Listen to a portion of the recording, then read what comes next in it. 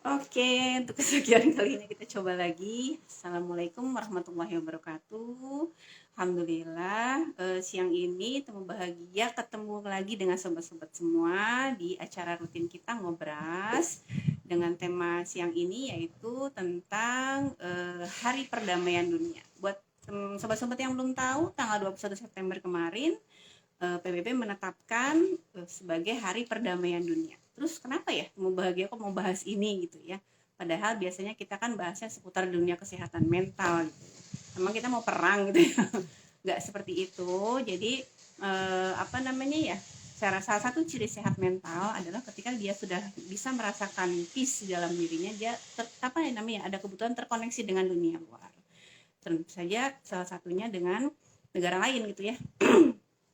Alhamdulillah kita siang ini kita kebagian rezeki dapat narasumber yang luar biasa, seorang peace building entusias yang kebetulan masih sepupu saya, yang mau menyisihkan waktunya untuk ngobrol-ngobrol dengan kita semua siang ini.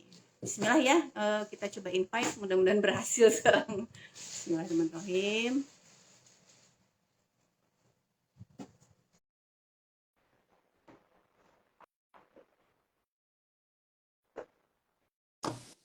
Alhamdulillah, akhirnya. Aduh, Masya Allah, penuh perjuangan, luar biasa. Aduh, kangen banget ya Mbak ya. Aduh, apa kabar Rena? Ketemunya di Alhamdulillah. ketemunya di virtual ya, padahal di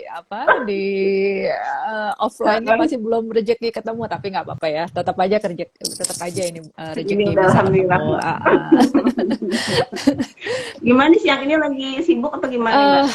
Eh, Enggak sih, weekend biasa ya, ada kegiatan Hmm, mingguan aja, belanja mingguan, dan mm-mm, istirahat mm-mm, untuk menyiapkan stamina lagi untuk beraktivitas di mm-mm, pekan berikutnya. Rena gimana? Dan keluarga mm-mm. sehat-sehat?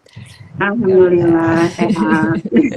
Masih ngajar Mbak? Atau apa sekarang Enggak, peneliti saya aja? sekarang kerja sebagai riset associate di salah satu Mm-mm, lembaga pemerintah di Australia yang bergerak mm-mm, dalam bidang diversity, equity, dan inclusion. Tapi masih mm-mm. seputar penelitian juga, jadi nggak jauh-jauh Iya, lah iya. dari yang dulu ditekuni di Ah, kampus ya, penelitian dan iya. pengajaran.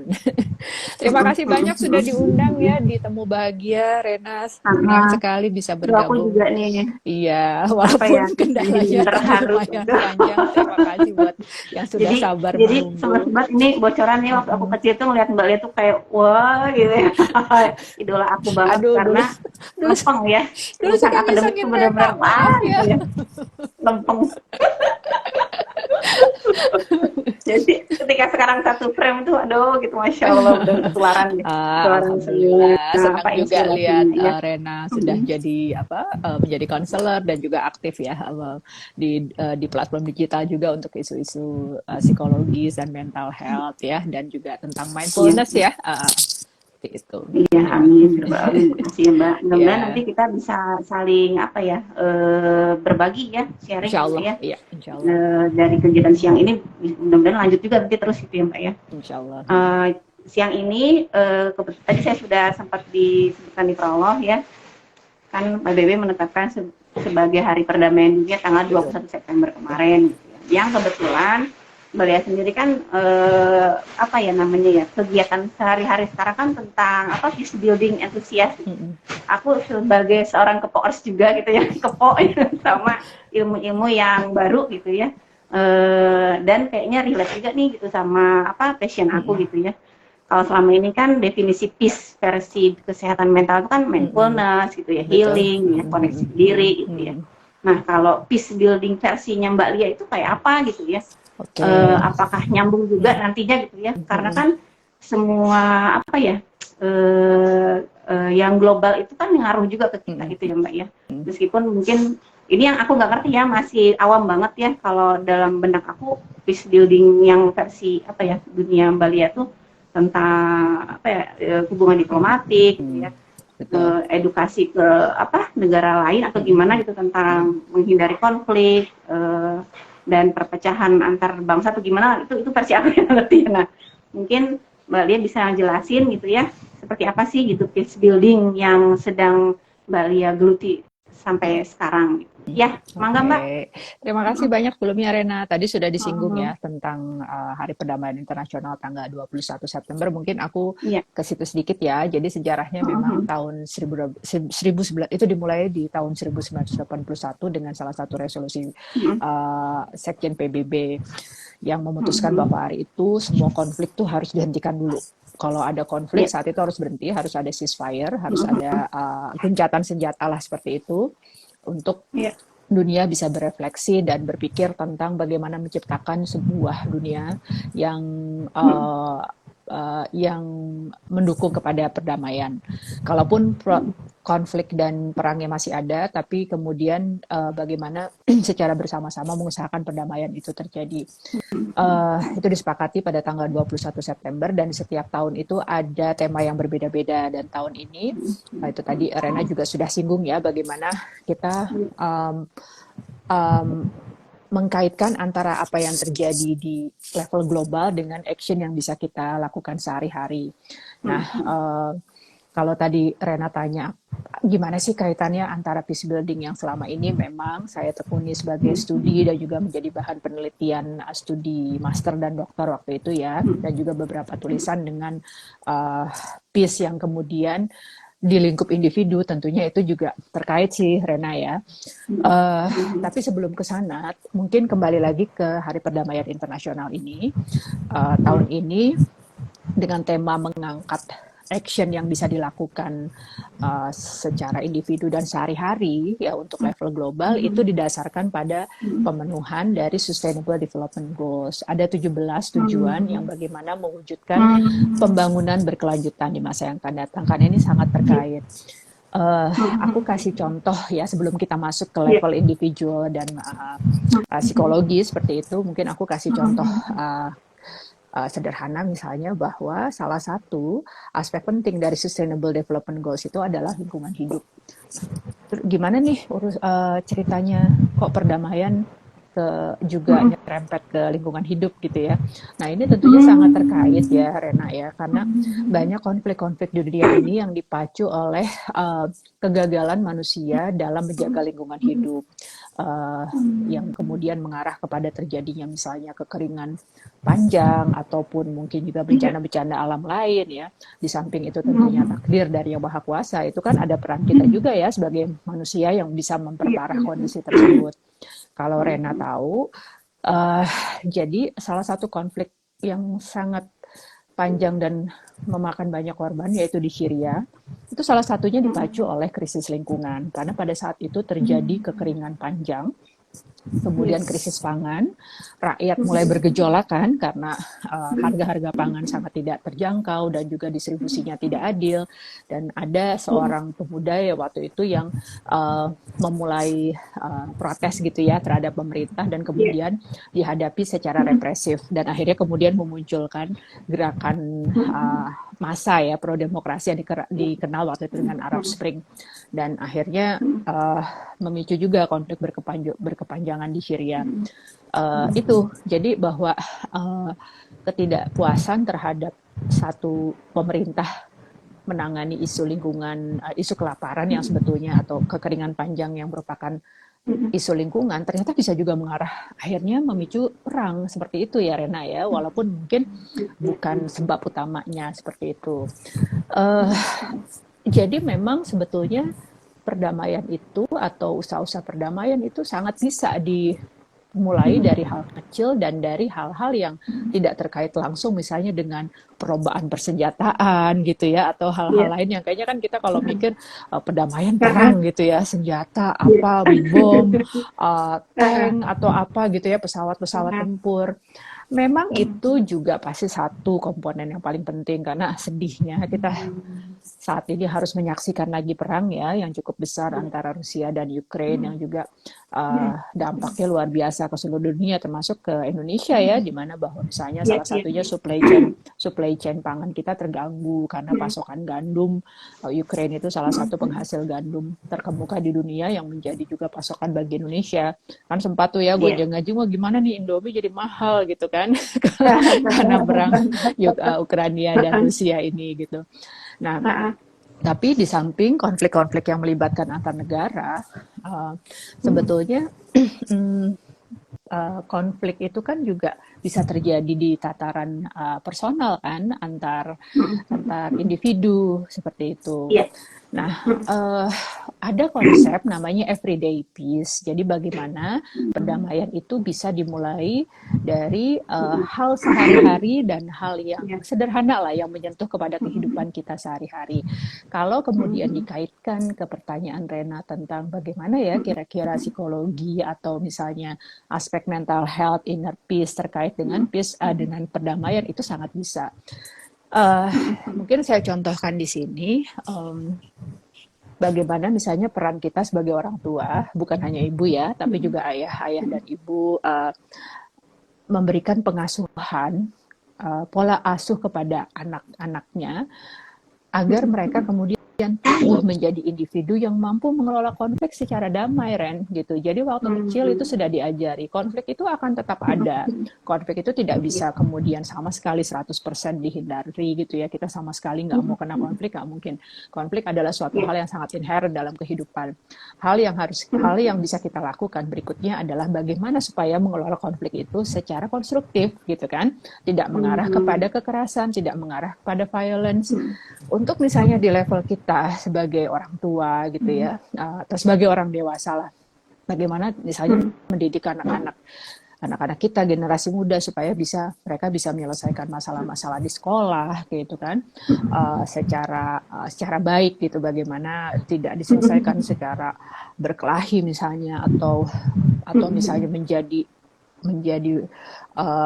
kelompok pembuli seperti itu ya. Nah itu sebetulnya kalau menurut saya adalah bagaimana aspek peace itu ya, perdamaian itu bisa dimulai kan dari diri kita sendiri dan dari kehidupan sehari-hari. Kita berperan dalam menciptakan individu-individu yang mampu mengelola konflik secara konstruktif. Insya Allah nantinya kalau udah besar nih, kalau mereka udah jadi orang gitu ya, jadi pemimpin, dan memegang peran penting gitu di suatu negara, di satu perusahaan atau di lain-lainnya, mereka mampu mengelola konflik itu dengan cerdas, dengan konstruktif, supaya malah menjadi hal yang baik. Karena konflik itu bisa melahirkan hal-hal yang positif ya Rena ya, nggak cuma negatif kan. Kita jadi tahu bagaimana kemudian mengelola masalah ini dengan baik. Masalahnya jadi keluar, kita jadi tahu identifikasi masalah seperti itu. Jadi mungkin itu sih Ren, di level globalnya iya jelas ada, tapi bisa turun ke level nasional, bisa ke level keluarga, bahkan bisa turun juga ke level individu. Bagaimana kemudian kita bisa bersama-sama untuk mewujudkan perdamaian ini dari hal yang paling kecil gitu. Ya, oke. Insya Allah ya. Aku jadi baru tahu nih ya, sesuatu yang ya seperti itu ya. Ternyata perdamaian itu luas gitu ya. Kan Luas kalau sekali, aku betul. sehari-hari ya peace aja gitu ya, inner peace, mindfulness gitu kan. Kalau yang lagi pelajari gitu ya. Dan ternyata ketika kita meluaskan cara pandang kita, akan lebih banyak gitu ya opsi-opsi solusi gitu ya dari masalah-masalah yang dihadapi sekarang. Dan tentu saja kita mesti tahu sih yang global itu seperti apa yang terjadi gitu. Jangan keasikan aja gitu ya, koneksi ke diri setiap hari terus bertapa apa di mana gitu ya, karena ada juga yang kayak gitu. Itu kan nantinya jadi lost connection sama sama konteks gitu. untuk di hal-hal global ya, betul. Dan perlu tahu juga secara global seperti apa. Just make sure apa yang kita lakukan into pieces gitu ya, breakdown sampai detail tuh relate nggak gitu ya. Kalau nggak relate kan ya agak susah happy-nya gitu. Itu nggak ya Mbak ya, menurut Mbak Lia ya.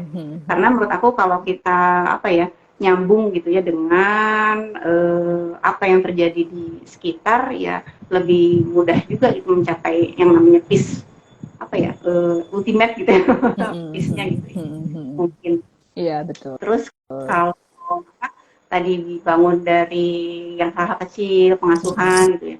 Nah ini yang menarik juga, kan kita juga sama-sama join di IG PSI Mama Indonesia ya. Kan kalau ibu-ibu biasa lah ya, memuar itu. Kalau di dunia bapak-bapak kan nggak ada tuh ya. Jadi sebenarnya sebelum ke war yang seperti Mbak Lia ceritain gitu, sebenarnya yang perlu apa namanya eh, kita siasat itu ya war di kepala kita sendiri gitu ya. Nah itu gimana nih menurut Mbak Lia? Ini keluar konteks nggak ya pertanyaan aku dari atau nyambung? Hmm, sebetulnya itu tadi kalau kita kembalikan Ah, ah, bahwa peace itu bisa dimulai dari individu kan itu bisa dari mana iya. saja sebetulnya ya. Kalau tadi Ah, saya ah, kasih ah. contoh sih sebetulnya pengasuhan itu kan karena yang paling dekat Mm-mm. ya dengan kita dan tentunya itu Iya. juga sekali lagi pengasuhan itu tidak hanya dibebankan kepada ibu ya Rena ya, Ibu, ibu, bagi betul. tapi juga sama-sama porsinya kepada ayah dan ibu gitu untuk bisa melahirkan generasi-generasi ini. Iya, Bahwa tadi Rena sebetulnya sudah membuat satu poin yang baik gitu bahwa kita memang selain mindfulness kita kemudian mencoba iya. melahirkan inner peace bagi apa namanya aktivitas kita sehari-hari gitu ya itu memang kita juga harus terkoneksi juga gitu dengan apa sih yang terjadi di dunia saat ini dan satu lagi yang penting mungkin apa yang bisa kita kontribusikan ya gitu loh untuk Iya. kemudian menciptakan dunia yang lebih baik gitu. Iya, Tentunya iya, iya, dengan iya. kita being a mindful person itu saja sudah menolong sih karena kalau Oh, nggak kebayang kan dunia benar-benar. udah lagi panas lagi konflik orang-orangnya Iya, iya, berangasan iya, gitu iya. kan gampang marah Ah, ah, senggol bacok gitu kan setidaknya memang kalau misalnya ah, ah. dari segi individu kita sudah merasa sebagai orang yang tenang kalem gitu ya Iya, itu iya. akan sangat membantu tapi tentunya Mm-mm. akan jauh lebih membantu lagi apabila kita itu tadi bisa berkontribusi kepada lingkungan gitu kita uh, uh, jadi apa ya mungkin ini saya baru nemu sih istilah ini tapi proaktif Mm-mm. mindfulness gitu jadi maksudnya mindful Oh, tapi apa baru proaktif dengar juga juga enggak saya juga baru proaktif nemuin aku mindfulness. juga baru nemuin sekarang jadi jadi mindful Ah, tapi itu tadi nggak bukan berarti asik sama dirinya sendiri kan udah aku udah iya, iya, damai iya, gitu iya, iya. tapi Ah, kemudian ah, itu ah, tadi ah. berusaha gimana ya kita bisa melahirkan generasi berikutnya juga mindful gitu yang kemudian benar-benar Hmm. gitu kan melakukan sesuatu itu sesuai apa sangat dijiwai kan seperti itu gitu ya. Iya. Ah, ah, ah. Karena kalau saya pribadi sih yakin ya mungkin nanti Rena yang lebih paham karena belajar ilmu psikologi bahwa uh, orang-orang yang kemudian mindful sangat kontemplatif gitu ya berpikir itu kan dia berarti berpikir akan perbuatannya, berpikir lagi akan apa yang akan dikatakannya, kan menjadi hati-hati sekali untuk melakukan sesuatu hal ataupun mengatakan beberapa kalimat itu akan sangat hati-hati gitu. Jadi itu tentunya bisa diharapkan menjadi figur-figur yang bisa memperkuat gitu kan perdamaian itu Iya. baik di level keluarga dulu nanti bisa di level nasional atau nanti bisa juga di level global kalau menurut saya sih gitu ya jadi kalau tadi soal apa war yang ada di kepala ya itu kan sebenarnya masalah pengelolaan mindful juga kan Rena ya. Iya, iya, iya, Nah, iya. ini saya tidak bisa masuk terlalu jauh karena saya kebetulan aku tidak di situ ya penelitiannya tapi ada juga studi-studi perdamaian yang melihat dari sudut idiosinkretik jadi dari figur individunya gitu misalnya kita Iya, lihat iya, iya. siapa sih misalnya penjahat-penjahat terang gitu ya yang kalau Hmm. mungkin ditelusuri pola Ah, ah, ah. asuhnya, kalau ditelusuri Oke, oke. bagaimana masa kecilnya dihabiskan, bagaimana cara dia memandang relasi dengan orang lain gitu, itu mungkin akan ada ya kaitannya gitu, uh, sehingga kemudian kalkulasinya tuh pokoknya pengennya nyerang aja gitu kan.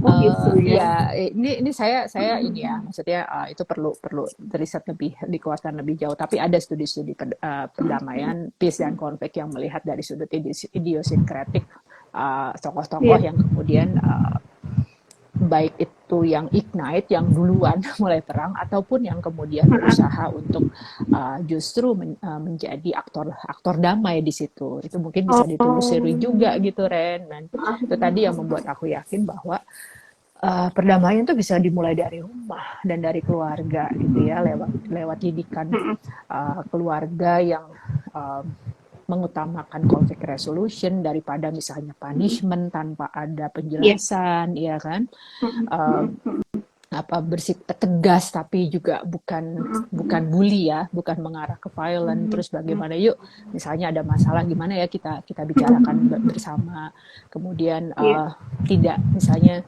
ini tentunya style tiap keluarga beda-beda ya. Tapi misalnya saya bayangkan ayah sebagai kepala keluarga juga kemudian membuka kesempatan seluruh anggota keluarga untuk ikut kasih Iya. pendapat misalnya kan, sehingga everyone Ah, is being heard gitu kan, dan mereka semua merasa iya. terapresiasi. Itu kan kultur Mm-mm. yang konstruktif Perlu ya. dibangun Perlu gitu. dibangun, Iya. semua bisa ngomong, Mm-mm. nggak kemudian takut-takut ngomong tapi tahu-tahu Mm-mm. ujung-ujungnya nanti meledak tuh, karena kan dia bawa Iya. terus kan Iya. Iya. ketidakpuasannya, Ah, kemarahan, mm-mm. apa sih, kayak internal angernya dia terus gitu, dia simpen, nggak bisa di. Mm-mm. Mm-mm. Jadi itu sih Iya. Ren, kalau menurut aku bagaimana kemudian Mm-mm. tema Hari Perdamaian Internasional tahun ini yang dikaitkan dengan apa sih yang bisa kita lakukan dari diri kita gitu dulu, dan Iya. dikaitkan Iya. lagi dengan yang menjadi kajian utama Temu Bahagia mungkin di situ ya, dari gimana kita sebagai individu berusaha melatih diri kita sendiri ataupun melatih anak-anak kita dan keluarga kita untuk menjadi individu-individu yang bersikap positif gitu ya terhadap Iya. terjadinya perdamaian. Gitu Iya. sih Ren. Terus tadi kan sempat diungkap di awal ya, Mbak Lia, yang apa, lingkungan hidup tuh ternyata pengaruh banget gitu ya. Bayang kayak sekarang nih aku di Bandung aja udah mulai susah air. Jadi eh, kalau apa namanya, kondisi yang itu kan basic need ya, makan, minum, air gitu juga kurang gitu ya, pasti pengaruh lah ya ke perdamaian gitu. Nah, supaya tidak terjadi seperti itu ya bareng-bareng gitu ya, menjaga lingkungan gitu ya, supaya apa ya, kita biar biar gimana, perlu lingkungan yang nyaman ya untuk menciptakan perdamaian gitu ya. Dimulai dengan apa, kalau di situ Mbak Lia apa ya, menelitinya sampai ke segitunya nggak sehari-hari ini? Enggak sih, karena itu ada juga memang sekarang ada kajian, subkajian lah ya, subkajian dari Oh peace iya, iya. building itu adalah antroposen. Jadi mengkaitkan antara antropologi dan perdamaian, dan juga antropologis sekaligus juga melihat kepada lingkungan kita sehari-hari gitu, lingkungan sekitar, Oh termasuk gitu. juga environmental. Iya. Penelitian aku nggak ke situ sih Rena ya, karena aku lebih ke mediasi-mediasi yang memang di level negara gitu ya. Tapi itu sudah berkembang Oh sekarang teori antroposen iya. itu, dan menarik perhatian sekali karena memang ya itu tadi, bahwa kita isu global warming ya, kemudian juga Iya. bagaimanapun juga kan, misalnya salah satu yang menjadi sumber apa ya, menjadi driving factor gitu ya, satu negara misalnya mau mulai konflik kan, dia ingin menguasai sumber daya negara lain gitu, salah satu alasan Oh paling oke. populer gitu. Nah ini Iya. bisa jadi tuh energi, karena kan sangat strategis, tapi bisa jadi juga misalnya pangan. Kalau sebenarnya kalau nggak jauh-jauh contohnya, kita lihat negara kita sendiri, Iya. kita dijajah itu kan sebetulnya dikuasai bertahun-tahun oleh kekuatan kolonial, karena kita kaya banget negaranya kan, dengan sumber daya pangan, dengan tanah kita subur, kita punya rempah-rempah semuanya gitu. Itu menjadi daya tarik sekali sebetulnya untuk, apalagi kita tropis ya, jadi kan kemudian negara tropis yang tanaman-tanaman tuh tumbuh sepanjang tahun dan subur gitu, dibandingkan dengan negara 4 musim. Itu menjadi satu hal yang lukratif banget untuk negara-negara lain supaya bisa menguasai negara kita gitu. Apalagi kalau misalnya di negaranya supply chain-nya ini ya, ketersediaan pangannya terganggu, dia kan kemudian akan mikir gimana caranya ya, kalau satu negara yang beradab civilized ya kemudian cari negara lain dengan berpartner dagang misalnya kan, bikin trade agreement. Oke, I sell this thing and you sell me, and ya apa yang dia butuh gitu. Tapi kalau negaranya sudah ada tipenya agresor, pemimpinnya juga tipe yang agresif gitu, ya bisa jadi ceritanya akan beda. Ceritanya bukan lagi trade agreement, ceritanya bisa lagi akhirnya intervensi ke negara lain dalam bentuk perang gitu sih. Jadi dan kemudian relasinya lagi dengan lingkungan hidup, yaitu tadi bencana-bencana lingkungan sekarang itu banyak sekali yang akhirnya walaupun ini semua juga takdir dari yang Maha Kuasa ya, apa yang terjadi di alam, tapi kita tuh ikut kontribusi kan gitu, bagaimana kita lalai menjaga lingkungan hidup, kita tidak menjaga hutan sehingga kemudian kandungan ozon kita menipis gitu kan. Bagaimana kita kemudian lebih suka menggunakan bahan bakar fosil sehingga itu tadi kan memacu pemanasan global. Kita abai pada sampah plastik gitu kan, mengancam biota-biota laut gitu dan menimbulkan masalah lingkungan lain gitu. Itu man-made. Jadi natural disaster itu memang alami, tapi keparahannya dipacu sama kita gitu. Dan itu sebetulnya itu tadi masalah lingkungan bisa menjadi pencetus konflik. Jadi kalau kita lebih hati-hati menjaga lingkungan kita sebetulnya secara langsung maupun tidak langsung ikut berkontribusi terhadap penciptaan perdamaian. Gitu sih.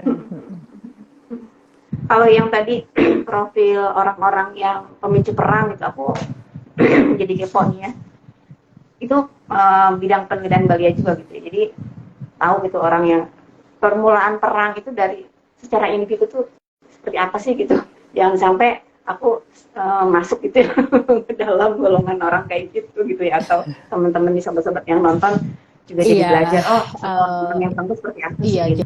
Jadi gini, lagi-lagi saya bukan ahli psikologi di sini ya, tapi kita bisa melihat bagaimana sih misalnya, let's say Hitler ya, itu kan salah satu tokoh penting dalam Perang Dunia Kedua kan, gitu. Bagaimana bencinya dia kepada orang-orang Yahudi kan, bagaimana dia merasa bahwa rasnya itu yang paling tinggi, ya kan, dan akhirnya memacu Holocaust, pembantaian orang-orang Yahudi dan kemudian juga menjadi salah satu aspek penting dalam Perang Dunia Kedua. Itu gimana tuh Ren? Ya, maksudnya orang yang merasa bahwa rasnya tuh lebih paling baik di dunia dan menganggap ras lain tuh rendah, bahkan boleh untuk dimusnahkan. Ngeri kan gitu loh. Kebayang nggak sih kalau individu kayak gitu mimpin negara? Iya kan?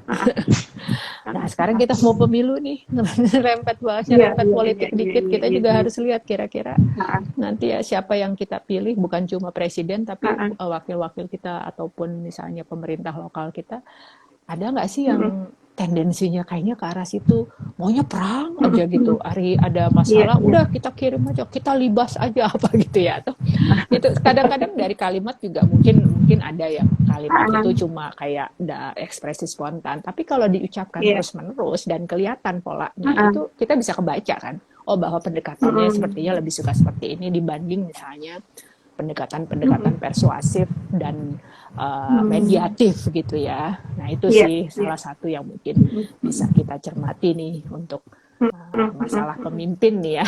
Kita kan pengennya pemimpin yang mengarahkan kita kepada penyelesaian konflik secara konstruktif gitu, bukan yang kemudian malah menjadikan konflik berkepanjangan bahkan perang seperti itu. Misalnya ya apa yang dilakukan Putin gitu ya, kan merasa bahwa Ukraine itu sebetulnya bagian kok masih bagian gitu dari Rusia, jadi kemudian boleh aja gitu dianeksasi tanpa kemudian misalnya harusnya kan mungkin ada pembicaraan lain yang harus dilakukan dulu gitu kan untuk kemudian sampai ke kesimpulan itu gitu. Nah itu kan kita bisa lihat ya bagaimana sih attitude pemimpin-pemimpin yang sepertinya lebih suka menggunakan kekerasan untuk mencapai satu tujuan dibanding kemudian dengan cara-cara lain. Iya. Jadi balik lagi ke manajemen konflik itu ya Mbak ya. Kalau yang level ekstrim kan yang kayak gitu tuh perang sampai antar negara gitu. Dan kita belajar dari hikmah ya, mengambil hikmah dari kejadian yang besar itu untuk di tataran yang kecil gitu ya, bahwa konflik itu sebenarnya bagus ya seperti yang tadi Mbak Lia bilangnya.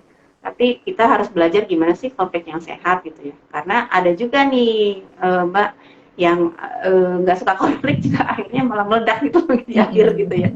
Jadi dari yang profil yang ekstrim yang tadi kayak Hitler gitu ya, kira-kira yang mendekat, kalau yang ideal kan susah ya Mbak ya, mendekati lah ya, mendekati ideal, menghadapi konflik yang sehat tuh kayak gimana ya, karena banyak juga gitu teman-teman aku terutama yang punya isu kesehatan mental itu karena nggak suka konflik Mbak, mendem gitu ya.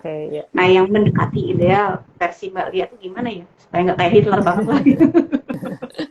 Sebetulnya sih ada, itu akan lebih kompleks lagi sih bahasannya. Sekali lagi disclaimer, saya bukan Oh, psikolog ya, jadi mungkin tidak akan iya, terlalu iya, jauh ke iya, iya. situ. Tapi yang jelas adalah, kan ini tergantung kepribadian kita juga ya. Ada memang dalam dalam Hmm, konflik itu ada istilahnya fight or flight. Jadi fight iya. gitu, ya udah dilibas saja, ayo aja gitu di Bebas ini semua. dihadapi semua dengan kekerasan. Mm-mm. Atau flight, Mm-mm. flight tuh dia terbang apa lari gitu.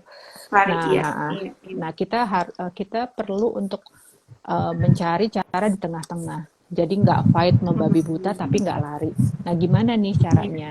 Banyak memang tapi di antara kita yang memilih flight. Bisa jadi memang itu karena mm-mm. personality ya, karena nggak suka konflik Mm-mm. terbuka gitu. Iya. Dan itu memang perlu pengelolaan sih gitu ya, bahwa tidak selamanya menghindari konflik itu kemudian baik dan konfliknya jadi selesai kan, cuma kependem aja, Iya, nanti iya. lama-lama akhirnya keluar lagi. uh, Sebetulnya banyak pola-pola komunikasi yang bisa dilakukan. Bagaimana sih kita bisa mengelola konflik ini dengan baik? Apa namanya? Kalau misalnya kemudian komunikasi secara langsung sulit, bisa kita misalnya menggunakan orang ketiga sebagai mediator.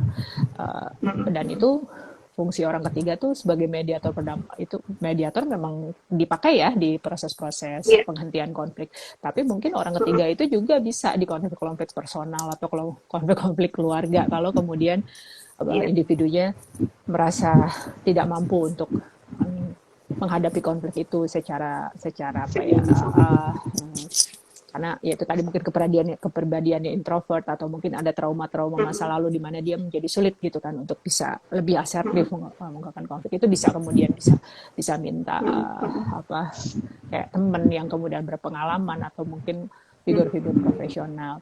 Tapi Iya, iya. ya itu tadi Ren, pilihan fight atau fight or flight itu bukan pilihan yang tepat sebetulnya untuk menghadapi konflik, karena konfliknya either bisa jadi makin besar gitu ya kalau fight gitu membabi buta, akhirnya kan misalnya omongan pun nggak terjaga, jadi nggak kelihatan solusinya apa. Tapi kalau flight, kalau lari sama sekali nggak diomongin, ya konfliknya juga akan makin besar juga gitu. Dipendem aja kan, di kayak apa, Iya. sweep under the carpet, taruh aja deh di bawah karpet. Tapi sebenarnya masih kotor gitu loh, ininya apa, lantainya masih kotor, diumpetin di bawah karpet aja gitu. Jadi dan itu memang butuh skill. Penyelesaian konflik itu butuh skill. Jadi nggak ujuk-ujuk kita lahir langsung bisa gitu ya punya punya skill apa mengelola konflik dengan baik, itu enggak, itu harus dilatih memang gitu sih Harus Rena. dilatih terus. Betul. Dan satu sih yang paling penting itu kemampuan mendengarkan kalau untuk menyelesaikan konflik. Kita nih kadang pinter ngomong tapi nggak bisa dengerin, ya kan? Iya. Mendengarkan itu satu skill loh, tapi mendengarkan untuk benar-benar dia apa ya Memahami. memahami, bukan denger untuk Nah, mau nyerang balik. Kadang kan kita gitu kan, oke gue dengerin ya, tapi habis ada itu juga yang aja. dengar cuma nangkep data doang ya udah gitu balikin data. Iya itu tadi gitu kan, akhirnya kan dialog yang konstruktifnya nggak terjadi kan, yang ada akhirnya debat lagi dan konfliknya sendiri akhirnya nggak selesai gitu loh. Acceptance ya, dan acceptance lagi-lagi balik lagi ke mindfulness yang selama ini Renat tekuni kan gitu, bagaimana akhirnya kita menerima bahwa kita nggak selamanya benar, ya kan, bahwa orang lain itu bisa benar, bahwa sampai mana kita bisa memperjuangkan kepentingan dan aspirasi kita, sampai mana kita harus kemudian step back. Oke, ternyata misalnya ada kepentingan lain yang jauh lebih besar. Nah, itu tadi kan sebetulnya ini ya, semuanya dilatih ya dari kita kecil kan. Kita mengajarkan anak kita untuk bisa mengalah, untuk bisa menerima perbedaan juga, ini juga penting ya. Tadi kan kita singgung Hitler tuh, menerima perbedaan itu bukan cuma perbedaan pendapat, tapi perbedaan misalnya identitas, agama, semuanya gitu. Jadi itu tadi banyak sekali sebetulnya yang bisa kita lakukan Ren sebagai individu untuk bisa kontribusi terhadap perdamaian ini. Iya, iya, iya. Ini Mbak Lia ada waktu berapa menit lagi? Sayangnya kayaknya nggak bisa terlalu lama. Kan? Maaf banget soalnya tadi Iya deh, gara-gara kepotong masalah teknis ya. Iya. Masya Allah Gampang, banget, nanti kita bisa kapan di lain waktu kita nyambung bisa lagi. ngobrol. Senang banget kalau bisa ngobrol lagi. Iya, iya, iya. Aku juga aduh terharu, tersanjung. Iya deh, kalau gitu segini dulu aja untuk siang ini. Makasih banyak ya Mbak Lia. Terus closing statement-nya apa nih kira-kira? buat Closing menyemangati statement-nya aku dan mungkin teman-teman. ya saya mengulang Nah, aja tadi sih Ren bahwa mm-mm. eh, kita bisa berkontribusi terhadap perdamaian dunia nih. Mulai dari diri Ya, kita sendiri, mulai dari keluarga kita sendiri, dari aktivitas sehari-hari yang kita lakukan gitu ya. Sebelum kita jadi mediator di level global gitu ya untuk ya, bisa menjembatani perdamaian antar negara, kita bisa menjadi agen-agen perdamaian untuk lingkungan kita masing-masing dulu gitu. ya, siap, siap. Makasih banyak ya Mbak. Terima kasih Rena, salam buat Salam buat keluarga. suami sama anak Ya, di rumah terima ya. kasih. Gitu aja dari aku ya. Iya, makasih Ya, Assalamualaikum banyak. warahmatullahi Kapan-kapan kita ngobrol lagi wabarakatuh. ya. Oke. Waalaikumsalam. Ya, teman-teman yang lain, Bye. makasih ya udah join ya. Oke.